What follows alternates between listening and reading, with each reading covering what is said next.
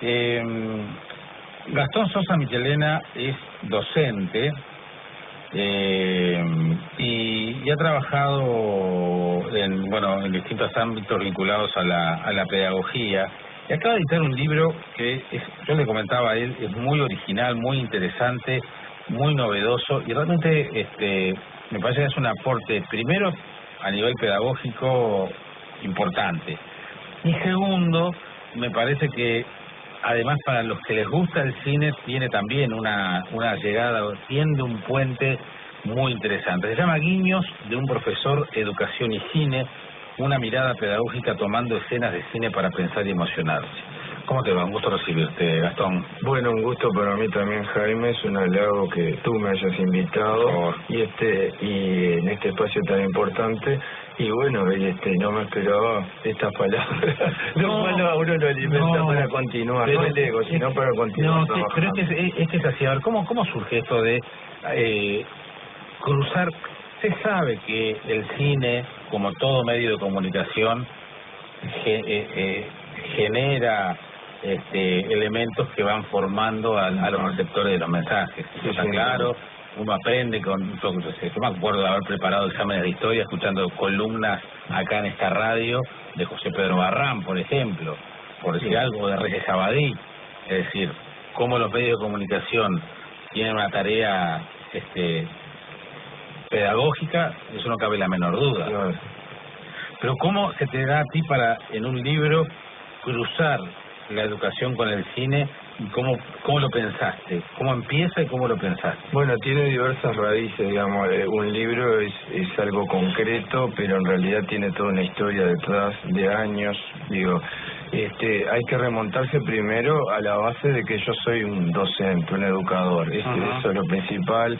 Digo, no soy un cineasta, sí soy fanático del cine, he hecho cursos con Martínez Carril y Capiola, pero en realidad la esencia es la educación y la esencia es la pedagogía. Y a mí me ha preocupado desde que nace el siglo XXI el nacimiento, el fortalecimiento de las TIC, las tecnologías de la información y la comunicación, pero que en realidad hay una alta conectividad, pero de pronto seguimos con que los chicos no aprenden, se aburren, hay cierto hastío, en la sala de profesor hay esas complejidades, y entonces, digamos, uno piensa en recurrir a determinadas herramientas.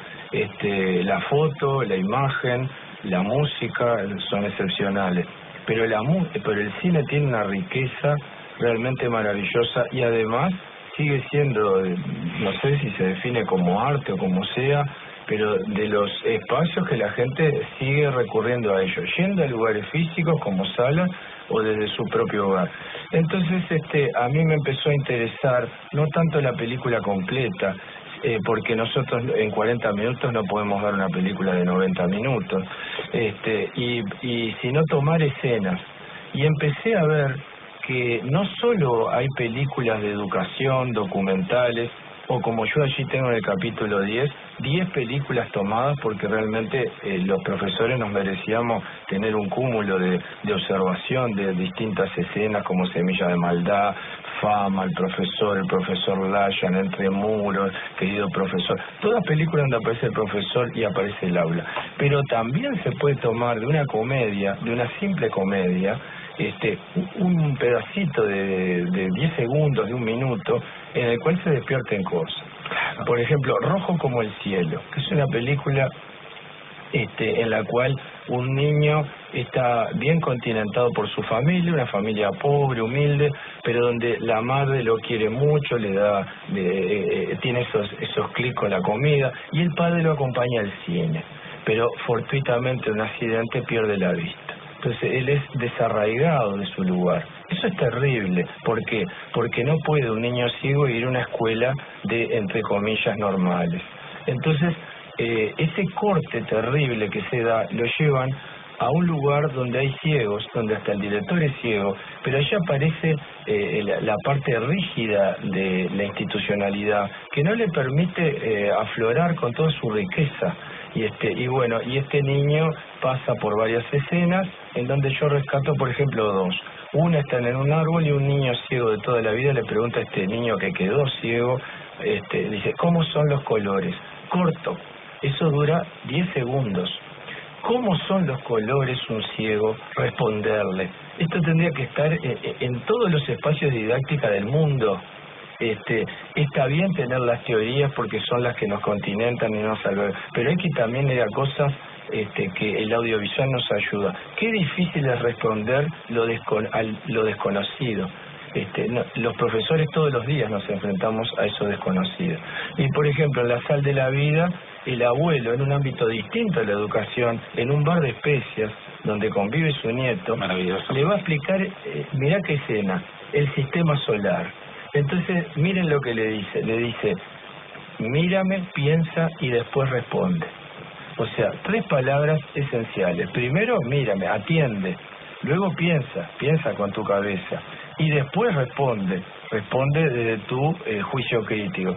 Y le empieza a poner sobre la mesa el sistema solar, pero le empieza a asociar eso desconocido que es el planeta con lo conocido que es el ají, y ahí lo asocia a Marte y así va pasando hasta la Tierra con la sal. Son asociaciones interesantes. Pero por ejemplo, estábamos hablando de cuánto aprende uno. Hay una película, El Buen Nombre, donde un joven de la India es bautizado como Gogol porque el padre es fanático de este escritor ruso. Y yo te debo confesar, yo no tenía la menor idea quién era Gogol. Y son los problemas que tiene ese joven cuando se lo trasplantan va con toda su familia a los Estados Unidos, y el muchacho se cambia de nombre porque le daba vergüenza, le pregunta. Entonces, se genera todo. Estoy poniendo un ejemplo, uno podría poner 500.000 ejemplos. Claro. Pero a partir de ahí, esa película te permite generarte una cantidad de cosas, desde información pura y dura, quién es Gogol, ¿no? Y a partir de ahí entrar en el mundo de literatura de este fantástico escritor, y después todo lo que significa desde el desarraigo, la inmigración, toda la inmigración en otras sociedades. Nosotros en uno de los capítulos, el tercero, pusimos una ficha, una lista en la cual aparece tema 1, didáctica, discurso, la duda, sala de profesores, y luego ese tema 1 lo vinculamos con la película 2, o la 3, o la 10, que luego aparece en la ficha. Otro tema puede ser adaptación, aprendizaje, compromiso, esperanza, violencia.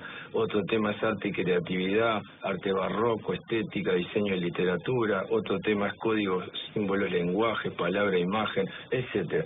Tenemos 7 ejes temáticos y cada tema, que eso podría ser lo que tú decís como un libro novedoso, lo asocia a una película. Claro. Que en esa ficha aparece el nombre, el año, el país, el director, el actor, pero lo más significativo, eso simplemente es información, es una síntesis para que el lector se acerque a la película. Y la escena que yo rescato, porque en definitiva, como dice Sapiola, que es el capo del cine que nos hace como crítico el prólogo de este libro, dice que como que yo pongo una lupa en determinado lugar y rescato cosas. Yo rescato una escena, por ejemplo, como decía, en Rojo como el cielo, y luego pongo el tema educativo, ceguera institucional, método tradicional, valores, o en Semilla de Maldad, una excepcional película de Richard Brooke, donde trabaja Glenn Ford, Sidney Poitier, aparece el tema discriminación, violencia, liderazgo,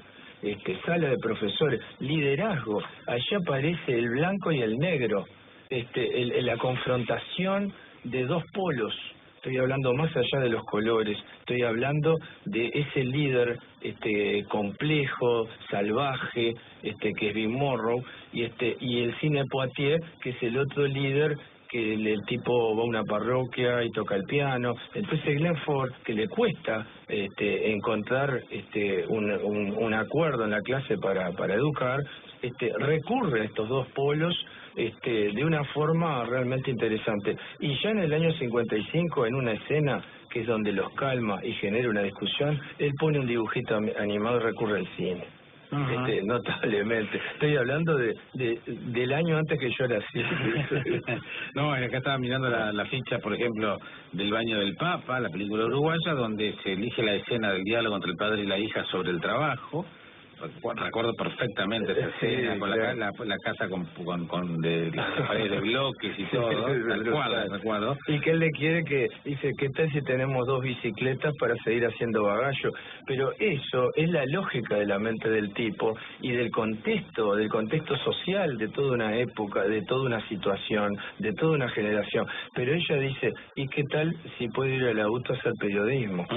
Exacto. Y bueno, y ahí esa escena remite a la que es la relación padre-hijo, territorio, cultura, inclusión social, educación y sociedad, etcétera, etcétera. Después, por ejemplo,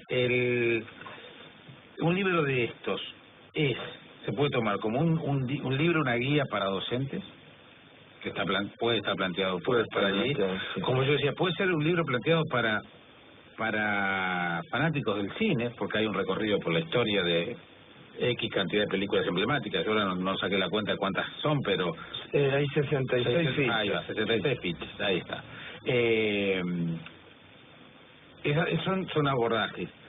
Hay algo allí también que a mí me parece que es un tema muy interesante y a veces no somos conscientes de ello, que nos da herramientas, no herramientas teóricas de semiótica, pero sí analizar, porque de alguna manera es un análisis semiótico lo que estás haciendo, analizar cuáles son los diferentes abordajes de una escena cinematográfica para transmitir o para apoyar la tarea pedagógica, es un análisis semiótico. Y aspiro que un lente de esa área pudiera detenerse en el libro.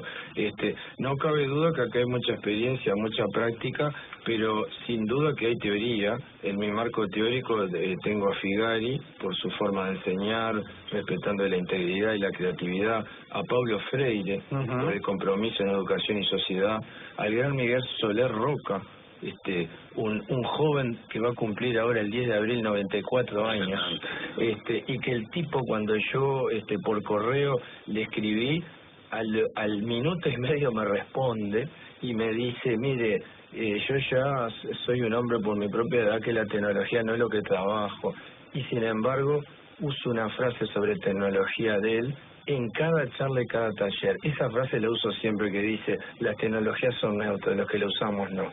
Claro. Y sin duda que en el cine tengo el gran Homero Alsina, el señor de los críticos de cine de Uruguay, y al propio Sapiola. Nosotros aspiramos, sobre todo por el capítulo 1, donde vamos introduciendo en forma amena, desde mi relación que llega al cine a través de mi madre, que es una mujer como cualquiera, que simplemente le gustaba el cine y que tal vez fue marcando parte de eso, abordando el tema de la docencia, la escuela, lo que es un espacio pedagógico, y allí vamos remitiéndonos a algunos autores también que nos hacen pensar en las inteligencias múltiples, en que de repente un chico en matemática no trabaja bien y dice, profe, es que la matemática no es para mí, y sin embargo en el celular vuela, y hace un proceso cognitivo y de asociación de elementos que el profesor pretendía hacer en el pizarrón con matemática, y el propio chico que dice esto no es para mí lo hace. También tiramos puntas sobre el tema de tecnología con algunos principios que nosotros hemos abordado, como por ejemplo el DESOUN, que se refiere a que la tecnología debe pasar por algunos principios como es democratizar, socializar y humanizar su uso, porque en realidad el gran problema ahora no es que no haya tecnología, es cómo usarla. Claro. Esa es la parte esencial. Siempre se pone el ejemplo del cuchillo. El cuchillo es muy bueno para cortar un asado, pero también puede ser puede ser una adicción. Acá nos hacen mención a la película Mona Lisa, sobre los métodos de enseñanza también. Una actriz que no me gusta para nada. No es de mis actrices. Es Julia Roberts. Es Julia Roberts. Para mí Sharon Stone. No, Sharon Stone no tanto, digo, pero Charlize Theron, perdón. Charlize Theron, la sudafricana, hace papeles extraordinarios. Bueno, cada uno tiene Natalie Portman, cada uno tiene sus... Sí, claro, eso sí. Y después hay películas emblemáticas que tienen que ver con el acto educativo, por ejemplo, que hay de las más recordadas es, por ejemplo, La Sociedad de los Poetas Muertos. Sí, sin duda. ¿No? Sin duda, sí. Donde ahí la relación... Que además yo recuerdo que en su momento fue muy polémica. Muy polémica. Porque de las más vistas. Claro, pero en definitiva en aquel momento se ponía en discusión si estaba bien el vínculo que generaba el profesor con los alumnos. Sí, ese límite que se da muy bien en La Ola también. También. Ese límite que también se ve muy bien en Entre Muros, una película francesa donde cada película es distinta a la que estamos nombrando, las tres son distintas, pero hay un límite, una frontera. En Entre Muros es sobre el tuteo, el voceo, el relacionamiento, lo táctil, o sea, una cantidad de elementos que pueden pasarse fácilmente una frontera y pueden ser problemáticos. En La Ola también, o sea, el tipo propone un proyecto y se le va de mambo, él lo reconoce en el discurso final. Y bueno, sí, esta película de Robin Williams tiene escenas notables, pero no son para necesariamente repetir. Yo no voy a subirme a un pupitre y romper libros, pero sí que interesante, porque las cosas es como este libro, no es para repetir textualmente lo que dice, sino que es para pensar y cada uno desde su camino encontrarlo. El año pasado, con la película que creo que estaba nominada para los Oscars, pero que terminó ganando el Oscar del actor secundario, que era Whiplash, la del baterista, el baterista. Sí. Digamos, yo me acuerdo que traté el tema acá en el programa sobre el concepto de, bueno, si la enseñanza con sangre entra, porque en definitiva esa película lo que hacía era el profesor cuando terminaba tirando de la batería por la cabeza al alumno, y en definitiva le generaba una tensión tan grande que, bueno, en definitiva terminaba por desestimularlo al principio. Está bueno ver estas cosas y generar un foro de discusión, porque ahí es donde pueden salir los caminos de dudar y razonar. Por ejemplo, casi que en la última página nosotros tenemos un capítulo para hablar cómo una película la podemos trabajar educativamente y básicamente pedagógicamente. 12 hombres en pugna, una película también bastante vieja como Semilla Maldad, pero excepcional, que incluso se estudia en Uruguay, en la ORT, en distintas universidades, en la Facultad de Psicología, en la UBA, en Buenos Aires. 12 hombres en pugna son 12 hombres que tienen que tener un veredicto por unanimidad. Entonces, lo primero que aparece cuando se reúnen es el método. ¿Cómo vamos a discutir? Y eso es lo que tiene que haber en una clase. ¿Cómo vamos a trabajar? ¿Cómo vamos a generar un camino, un espacio para aprender?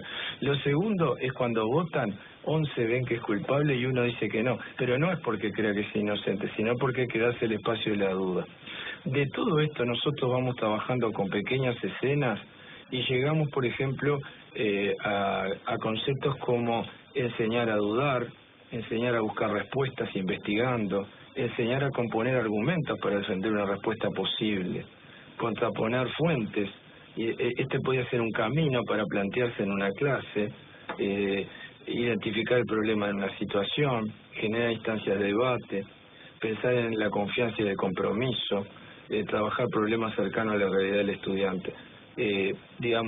Tira redes para que con un disparador, que puede ser la escena de cine, y que no nos concentramos necesariamente, el fin no es ver la película ni ver la escena, sino que la escena me ayuda a disparar determinados temas, que de pronto termino discutiendo en un tema que como profesor lo planifico, pero que lo esencial no es la película.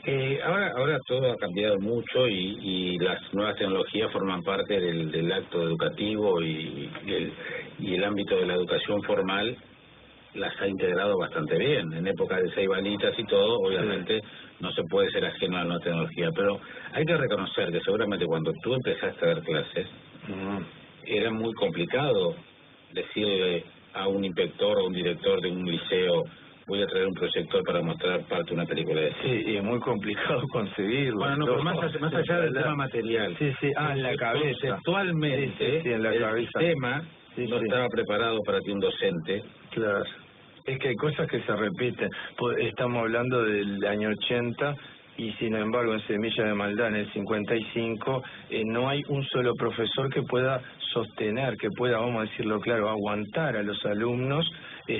Cada uno se siente mal de diferente forma. Hay una escena en la sala de profesores brutal cuando este profesor, que es Glenn Ford, le dice, los enjuicia a todos y se enjuicia a sí mismo, porque no se busca un camino, y lo único que aparece como escenario propicio para discutir el bueno, el malo, los valores, es esa película que él pasa, y todos quedan azorados. Eso se sigue repitiendo de pronto, cambiando algunas. Hoy es más fácil, hoy se puede. Hoy es más fácil porque hay, bueno, ya en la clase hay 20 alumnos y hay 20 celulares, o más de 20. Eso porque, y eso que ha sido puesto en entredicho últimamente, de la presencia de celulares y... todo depende, porque es como tú decías con el ejemplo del cuchillo, y es lo que dice Soler Roca, es neutra, o sea que en realidad el celular es neutro. Ahora, ¿cómo lo uso? Por ejemplo, hay profesores que trabajan con Facebook cerrado, en el cual allí se mandan prácticos, trabajos, monografías, y se trabaja maravillosamente, y tienen un sector de cafetería donde es para distenderse y colocar cosas y algunas cosas de la vida, pero no para entrar en intimidad y pasar ese límite que había hablado, sino para el tema de la humanidad. Entonces, en realidad, por ejemplo, es absurdo que yo, como profesor de matemática, me siga encolerizando porque el alumno se acuerda de la fórmula de Bhaskara. ¿Cómo era? ¿Menos B más menos? ¿O era más B? ¿O era más A? Sácala del celular. Porque no, en la época que yo estudié, yo te digo cómo... El profesor me obligaba a traer la memoria. Bueno, yo no me meto en la didáctica de cada profesor. Yo lo que digo que me parece absurdo decirle el artículo 1 del Código Comercio textualmente en el pizarrón cuando el tipo lo tiene en el celular. Digamos, ¿qué quiere decir el artículo 1? ¿Qué quiere decir reputar? ¿Qué quiere decir acto de comercio? ¿Qué quiere decir inscribirse en el registro? ¿En qué registro? Y empecemos a hablar y a desarrollar. El profesor informante está en tela de juicio porque la información está en lugar. El profesor formante, formador, ese es imprescindible. El ser humano es imprescindible. Bueno, acá dicen, para evitar líos, la película La sal de la vida, hay dos, una de Gianni de Gregorio, la que se refiere al invitado es conocida por estos lares como Canela también. Sí, Canela. Y porque hay una escena brutal ahí que yo digo que a veces nos falta más canela en la clase y no tanto comino. Y habría que poner un gran cartel. Hoy trataremos en este instituto de dar más canela. Y se refiere a la escena que remueve mil cosas, la tradición. La chica le va a hacer albóndigas a su familia futura, su esposo futuro y su familia, los padres de entonces le va a hacer albóndigas y le pide comino. ¿Por qué? Le dice el vendedor de la especia. Y porque mi abuela, mi tía, mi madre, porque hay una tradición. Y dice, no, pero ponle canela. ¿Pero por qué? Porque si quieres algo distinto, ponle algo distinto. Está bueno. Y en la educación es eso. Si quieres algo distinto, ponele algo distinto. De la enseñanza a nivel terciario de esperanza de vida, cómo se debe enseñar medicina, el autor es William Hart, dice, bueno, te felicita por el libro. ¿Dónde se consigue el libro? ¿Está en las librerías? Están todas las librerías. Se llama Guiños de un profesor, educación y cine. Una mirada pedagógica tomando escenas de cine para pensar y emocionarse.